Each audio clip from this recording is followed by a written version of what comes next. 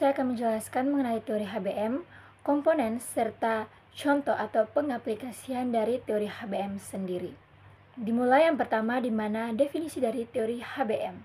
Teori HBM sendiri merupakan teori psikologi kesehatan yang dimana teori ini menjelaskan bagaimana individu mau atau tidak untuk melakukan tindak pencegahan berdasarkan persepsi pribadi guna mengetahui manfaat, hambatan, serta pencegahan dari suatu penyakit yang berdampak pada terjadinya peningkatan derajat kesehatan.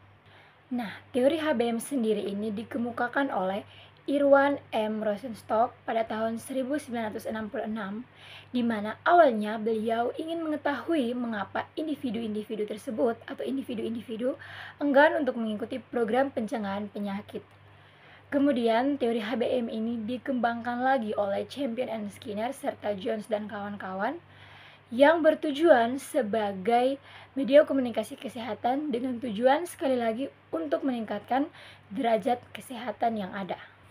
Selanjutnya, kita akan masuk kepada komponen-komponen yang ada di teori HBM ini. Yang pertama itu ada persepsi kerentanan, persepsi keseriusan, persepsi manfaat, persepsi hambatan, serta tindak pencegahan atau tindakan yang akan dilakukan. Baik, jadi di sini saya akan menjelaskan komponen teori HBM disandingkan langsung dengan contoh dari penerapan teori HBM itu. Komponen-komponen dari teori HBM yang pertama ada persepsi kerentanan, di mana persepsi ini menjelaskan bahwa adanya keyakinan bahwa individu maupun orang-orang terdekat di sekitar individu mampu atau bisa saja terdampak dari suatu penyakit, contohnya penyakit DBD. Dengan mengutip penjelasan atau pernyataan dari satu partisipan dari jurnal yang saya baca atau referensi yang saya baca, di mana partisipan mengatakan bahwa siapa saja pasti bisa terkena, tidak memandang besar kecil, tua maupun muda. Hal ini menjelaskan bahwa partisipan menyadari bahwa tidak ada yang kebal terhadap serangan penyakit dan semua anggota keluarga itu rentan terkena serangan penyakit, contohnya DBD seperti yang dijelaskan dalam artikel referensi. Yang kedua adalah persepsi keseriusan, di mana persepsi keseriusan ini menjelaskan bahwa adanya pandangan di mana DBD adalah penyakit yang serius dan bahkan DBD tersebut bisa menyebabkan resiko terparah yaitu kematian. Dengan mengutip pernyataan dari salah satu partisipan yaitu yang mengatakan di mana kalau tidak segera ditolong maka akan berbahaya. Hal ini memaknai bahwa ibu-ibu atau partisipan memahami bahwa DBD merupakan penyakit yang berakibat fatal jika tidak segera ditangani dengan baik dan benar. Selanjutnya ada persepsi manfaat, di mana persepsi manfaat sendiri merupakan keyakinan bahwa tindakan yang baik seperti membersihkan bak mandi dan juga tidak menggantungkan baju sembarangan itu mampu untuk mencegah terjadinya penyebaran DBD. Artinya bahwa ibu-ibu atau partisipan percaya bahwa perilaku kebersihan atau perilaku kesehatan itu mampu berdampak positif bagi peningkatan kesehatan keluarga yang ada.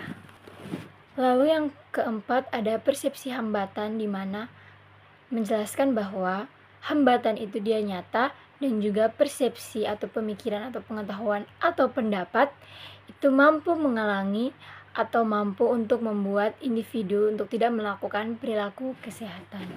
Contohnya mengutip dari pendapat dari partisipan, di mana ada yang mengatakan di mana kalau seminggu sekali belum sesempatnya. Lalu ada juga pendapat lain yang mengatakan bahwa palingan 2 minggu sekali karena tidak ada pengecekan dari RT. Hal ini menunjukkan bagaimana meskipun partisipan tahu bahwa pentingnya pencegahan waktu dan kesibukan menjadi alasan utama, mereka tidak rutin melakukan tindakan kesehatan. Dan yang terakhir yaitu isyarat untuk bertindak. Artinya bahwa adanya pemicu eksternal atau pengalaman yang telah dialami sehingga adanya dorongan atau tindakan untuk melakukan pencegahan. Mengutip dari penjelasan atau pernyataan partisipan yang mengatakan bahwa anak saya pernah sakit DBD, jadi sekarang saya lebih memperhatikan. Nah, hal ini berarti bahwa pengalaman pribadi dan penyuluhan bisa menjadi motivasi untuk seseorang mampu untuk bertindak melakukan tindakan kebersihan kesehatan atau tindakan pencegahan. Maka dari itu, kesimpulan dari komponen-komponen tadi dan juga contohnya yaitu adalah di mana partisipan menyadari bahwa DBD merupakan penyakit yang serius dan juga di mana semua anggota keluarga itu berisiko untuk terkena serangan penyakit DBD. Nah, partisipan juga tahu bahwa membersihkan tempat air itu bermanfaat baik untuk mencegah terjadinya penyebaran penyakit DBD. Namun di mana adanya hambatan seperti kesibukan dan kurangnya waktu, sehingga tindakan tersebut tidak konsisten dilakukan. Maka dari itu, perlu adanya strategi untuk meningkatkan persepsi manfaat dan juga untuk mengurangi hambatan yang ada. Maka dari itu, strategi Promkes yang bisa saya sarankan terhadap kejadian penyakit DBD berdasarkan referensi yang saya baca, yaitu yang pertama dengan mengedukasikan tentang pentingnya atau bagaimana bahayanya penyakit DBD jika tidak ditangani dengan serius. Bisa dengan melakukan atau membuat video edukasi singkat, kemudian disebarkan melalui grup-grup WhatsApp yang ada pada kalangan ibu-ibu atau kepada kalangan partisipan tadi, sehingga lebih mudah diakses dan juga bisa diputar berkali-kali untuk tetap mengingatkan bahwa bagaimana bahayanya jika DBD tidak ditangani dengan serius.